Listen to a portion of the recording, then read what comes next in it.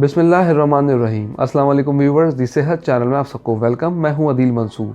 आज हम आपसे बात करेंगे कि बच्चों को रिश्वत और इनाम देने में क्या फ़र्क होना चाहिए।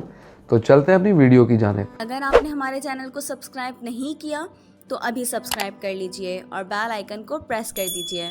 व्यूवर्स, हर वो आदत जो बचपन में डाली जाए वो वक्त के साथ साथ पुख्ता होने लगती है, चाहे वो आदत अच्छी हो या बुरी हो। लेकिन बचपन में सीखा कोई भी सबक इंसान सारी उम्र नहीं भूलता।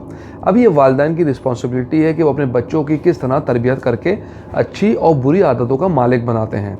अगर आप अपने बच्चों की अच्छी तरबियत कर रहे हैं तो ये तरबियत आपके बाद भी बाकी रहेगी और इसे हमेशा इनाम के तौर पे जाना जाएगा। आज की इस वीडियो में हम बच्चों की तरबियत के हवाले से कुछ अहम पहलुओं पर रोशनी डालेंगे और बात करेंगे बच्चों को इनाम और लालच में किस तरह फ़र्क समझाया जाए, क्योंकि अक्सर लोग इनाम और लालच को एक ही तराजू में तोलते हैं, जो बच्चे की तरबियत और शख्सियत पर बुरे असरात मुरतब करता है। हम बच्चों की किसी भी अच्छी आदत या काम की सूरत में कोई ना कोई इनाम देते हैं, जिसे बच्चा बखुशी कबूल करते हुए मज़ीद का ख्वाहिशमंद होता है।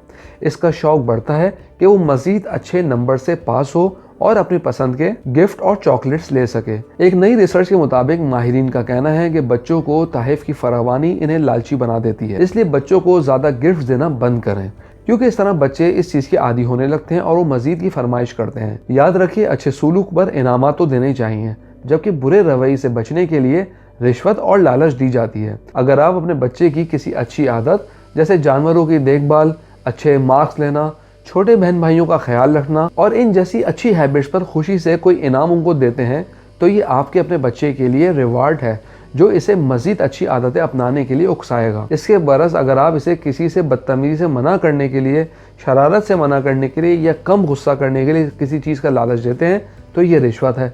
इस तरह बच्चे के अंदर ब्लैकमेलिंग की हिस्स बेदार हो जाएगी।